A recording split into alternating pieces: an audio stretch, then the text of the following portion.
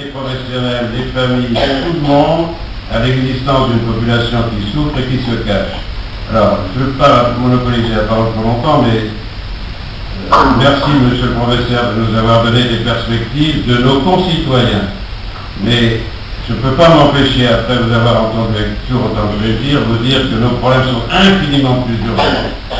Nous sommes dans un problème vital, ça justifie notre alliance, et pour moi qui est en fin de carrière et qui cherche à passer la main, si j'ai un seul message à dire, cette alliance que nous avons faite en 2001, qui a été à l'origine des GEM, Claude. Il n'y aurait pas de GEM s'il n'y avait pas eu d'alliance en 2001.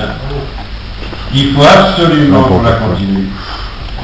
Protégez-la. Protégez-la. C'est la seule chance que nous ayons de nous entendre avec des... Alors, le discours est très souvent très soignant. Mais c'est pas vrai. Il n'y a pas que les soignants. Nous, il y a 6 points. Il y a le soin en premier. Il y a les ressources pour les gens qui ne peuvent pas travailler. Il y a l'hébergement en 3, il y a l'accompagnement en 4, ça c'est pour tout le monde, en 5, si nécessaire, la protection juridique, et en 6, des activités. Les 2000 bénévoles de l'UNAFAM répètent ça sans arrêt. Le président vérifie pour savoir s'ils ont bien appris leur leçon, mais c'est exactement ça. Il faut que les 6 acteurs soient condamnés à travailler ensemble. C'est le message qu'on envoie avec Claude à chaque fois qu'on est... et Yvan Amini, à chaque fois qu'on est reçu. D'abord, on veut être reçu ensemble. On n'est plus reçu séparément. On ne veut plus être reçu séparément. On va ensemble et on explique les 6 points. Voilà, je me tais, mais je vous assure, pour vous qui allez continuer l'action demain, tenez à ce partenariat, c'est une richesse fantastique. C'est ce qui nous permet de supporter des choses très très difficiles. Claude m'a aidé énormément, j'espère qu'il a un petit peu aidé. Yvan nous a sauvé la vie en février pour la loi sur la prévention de la délinquance. Vous avez vu, on a fait retirer les articles 18 à 24 au dernier moment, parce qu'on était ensemble, hein, pas parce qu'on était séparés.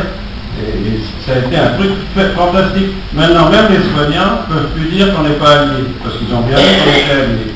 Donc voilà, c'est le message que je voulais passer, hein, Claude. Le fait qu'on soit ensemble, c'est une force fantastique.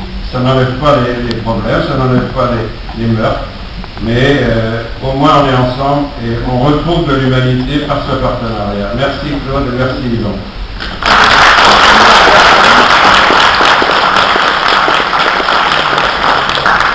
Merci Jean, et je confirme, cette alliance est très importante parce que quand on arrive au ministère devant un ministre, je sais si on en a fréquenté pas mal maintenant, parce que je travaille ensemble depuis un certain nombre d'années, c'est très différent quand on arrive, usagers, familles, professionnels, quand ils nous suivent, notamment la conférence des présidents de la CNE de CHS, parce que là, nos interlocuteurs qui ne savent pas toujours très bien ce que c'est la psychiatrie au profond. Ils arrivent, ils ont tous les problèmes de santé à régler, et là, d'un seul coup, ils s'aperçoivent qu'il y a une alliance, qu'il y a un travail en commun, et que ce travail en commun n'est pas facile. Il y a beaucoup de points de divergence entre la FAPSI et la femme. Quand on a commencé ensemble, c'était même pire que ça. Je dirais que les institutions FAPSI et la femme entretenaient ce que les rapports humains, les usagers et les familles entretenaient entre elles. On l'avait reproduit et on a lutté contre ça, on est arrivé. C'était une décision, ça n'a jamais été facile. Mais au moins on est très honnête, très correct, on parle entre nous de ce qui ne va pas. Et quand il y a quelque chose pour lequel on ne peut pas présenter un projet commun, on y va ensemble quand même en présentant chacun notre regard sur le sujet qui est lui. C'est un des points de on n'est pas tout à fait d'accord, notamment sur la révision de la loi 90, ou du moins la finalité. Alors, avant de vous présenter le prochain intervenant, qui est maître Gilles Devers, je voudrais vous informer que c'est notre avocat spécifique depuis quelques années, qui travaille gratuitement. De temps en temps, on arrive à le payer pour ponctuellement, mais vraiment, je tiens à le remercier ici parce que c'est quelque chose d'assez difficile. Il nous a accompagnés dans diverses actions à Toulouse, quand les gens de l'hôpital général ne voulaient pas des usagers parce que, je mets entre guillemets, ils sentent mauvais et ils sont sales. Hein. l'hôpital, alors qu'on avait, puisque vous me rappelez, explosé. Et l'hôpital psychiatrique a sauté un petit peu. Il nous a accompagnés à Saint-Denis également, où là, eh bien, les dysfonctionnements qui se passaient dans les services de polyhandicapés, bon, ça se passe un peu dans tous les hôpitaux psychiatriques, hein, les services polyhandicapés sont un service très difficile, parce que les soignants, pour un soignant, il faut qu'il pense quand même qu'il va faire avancer les choses. Et dans un service polyhandicapé, qu'est-ce qu'on peut faire avancer? C'est pas facile. Mais de là à avoir de la maltraitance sur les c'est vraiment horrible. Là, on a essayé de se porter partie civile, il nous a accompagnés. Il nous accompagne dans nos réflexions, et notamment sur la révision de la loi 90, puisque là, je tiens à l'affirmer, puisque c'est quand même notre colloque, la FNACI demande depuis de nombreuses années ce qu'on appelle la judiciarisation, c'est-à-dire que chaque fois qu'il y a un internement, et on pense qu'il pourrait y avoir une sorte d'internement, comme dans d'autres pays européens, on n'a pas inventé la profondeur, chaque fois qu'il y a un internement, ça veut dire privation de liberté, et autant les services de soins doivent nous soigner, mais la privation de liberté doit passer par un juge. Ça nous paraît correct. Alors vous me direz, le juge, évidemment, il va décider sur l'avis d'un expert psychiatre. Je suis entièrement d'accord, mais c'est un garde-fou.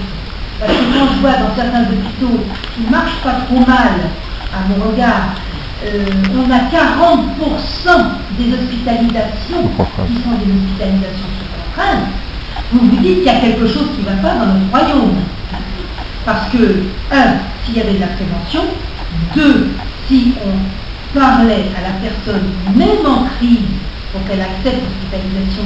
Je me rappelle un film qui s'est passé, je ne sais quelle télévision, qui montrait justement que la personne, le psychiatre là, n'avait pas fait cette démarche et il voulait faire signer à la femme une injectée. On diminuerait de façon drastique les hospitalisations sous contrainte. Il y en aura toujours, parce que c'est inhérent à la pluie, c'est inhérent à la manière d'être d'une personne qui n'a plus les moyens de gérer sa maladie et sa vie. Mais ça doit être minime, et on le voit. J'ai beau le dire, je me rappelle un combat que j'ai eu pour la loi, comme on en parlait de Didier ce matin, du 4 mars 2002, hein, sur l'accès direct, ça passe tellement vite, sur l'accès direct au dossier médical. Quand on a discuté sur cette loi, les syndicats de psychiatres étaient totalement opposés à ce que les usagers en psychiatrie aient leur accès direct à leur dossier médical. Je s'entends toujours le grand panneau paranoïaque. Moi, ce qui me faisait rigoler doucement, parce qu'à la FNACI, on a des personnes qui sont paranoïaques, on a une association pas mal placée sur ce sujet-là,